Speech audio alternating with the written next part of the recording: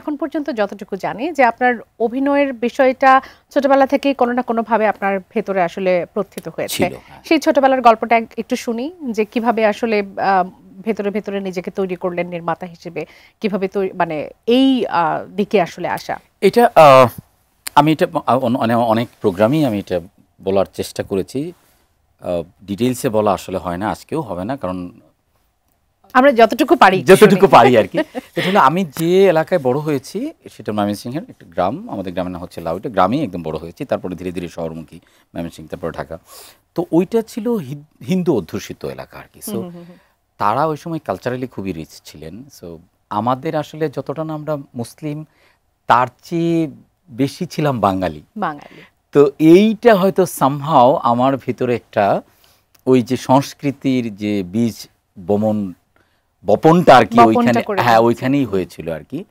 So তারপরে ধরেন শহরে যখন আসলাম, তখন ময়মনসিংহ শহরে তো খেলাঘর, উদীচী, ছাত্র ইউনিয়ন, সো এইসবের সাথে আমার ইনভলভমেন্ট হয় যতটা না পলিটিক্যাল, তার চেয়েও বেশি ওই যে কি আর কি কালচারাল ওই সাইডগুলোতে ভালো লাগতো। কিন্তু মজার বিষয় হলো আমি গ্রামে থাকতেও কিন্তু আমি অভিনয় বা এইসবের সাথে যুক্ত ছিলাম।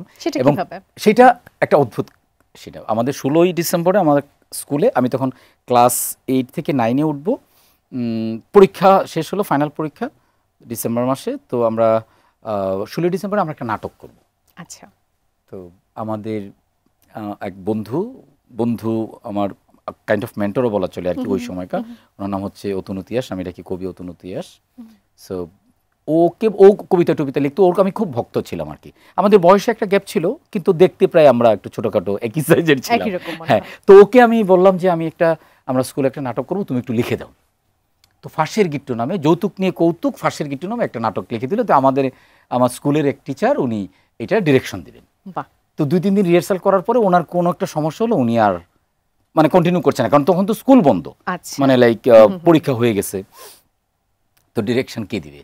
তা আমি এটার মধ্যে মেইন ক্যারেক্টার করছিলাম, তা আমি তারপরে দায়িত্ব নিয়ে নিলাম আর কি, যে কিভাবে করে, কিভাবে সামলান, মানে মেইন ক্যারেক্টার প্লাস ডিরেকশন। হ্যাঁ, আমি জানি না, তো ছোট ক্লাস 8-এ পরীক্ষা দিলাম। তো আমার তখন যেটা হইলো, আমরা নাটক ফাইনালি মঞ্চস্থ করলাম, এবং এটা ওই আমার এর আগে মঞ্চ নাটক দেখার একটু সৌভাগ্য হয়েছিল। তখন ওই যে স্ক্রিন করলাম আমরা আর কি, যে লাইক এরকম করে দিয়ে, যে এই পাশে কতগুলো শাড়ি, এই পাশে কতগুলো শাড়ি, এবং সেফটি বিন দিয়ে দুই পাশে 2জন লোক ধরে রাখবে, 2জন স্টুডেন্ট, এবং যখন এরকমভাবে সুতা দিয়ে এরকম করা, যে সিন যখন শেষ হয়ে যাবে তখন ব্লক হয়ে যাবে, আবার এক্স্যাক্টলি যেরকম পর্দা এরকম হতো। তো এইটা ছিল আমার জন্য একটা ইনোভেটিভ আইডিয়া। অ্যান্ড ফাইনালি আমরা করলাম, এবং আমরা খুব ভূয়সী প্রশংসিত হলাম আর কি। এবং সবচেয়ে বেশি প্রশংসিত হলাম যে আমার এই যে ডিরেকশন পার্টটা, তখনই আমার একটু ভালো লাগা তৈরি হলো যে একই সাথে দুইটা কাজ। এইটা ছিল আমার এই ক্লাস 8-এ, কত সালে আমি ভুলে গেছি। তো এইটাই ছিল আর কি শুরু। তারপরে আমরা কয়েকটা স্কুলেও এটার আমরা শো করলাম, আমাদেরকে ইনভাইট করে নিল। তখন কি ডিরেকশন আপনি ছিলেন? হ্যাঁ, তখন তো আমি এনজয় করা শুরু করছি ব্যাপারটা। এরপরে যেটা ঘটছিল সেটা হচ্ছে যে ওই আমাদের গ্রামে তখন উইন্টার সিজনে 2-3টা নাটক হতো আমাদের গ্রামে, এই পাশের গ্রামে, তার পাশের গ্রামে। তো এই যে ছোট রাজকুমার কিংবা এই ছেলেবেলার চরিত্র, এইসব আমাকে করতে হতো, ডেকে নিত তারা। হ্যাঁ, ডেকে নিত। তো পরিবার থেকে এক ধরনের নেগেটিভিটি ছিল। আমার আব্বা একটু ধর্মীয় মানুষ ছিলেন। আপনার আগ্রহের জায়গাটা তো 16 আনা ছিল। হ্যাঁ, 16 আনা ছিল। এবং আমার শুরুটা আসলে তারও আগে শুরুটা ছিল, আসলে আমি গান শেখার চেষ্টা করেছিলাম, কিন্তু সামহাউ ওইটা আসলে হয়ে ওঠে নাই। একটু পরিবার থেকে একটু সাপোর্টও কম ছিল, আর হারমোনিয়াম আরেক জায়গায় গিয়ে শেখা টেখা পরে আর হয় নাই। ঢাকায় এসেও 2-একবার চেষ্টা করেছিলাম বড়বেলায়, কিন্তু ওই জীবন জীবিকা সবকিছু মিলে আর হয় নাই। সো আমি এটাই ছিল।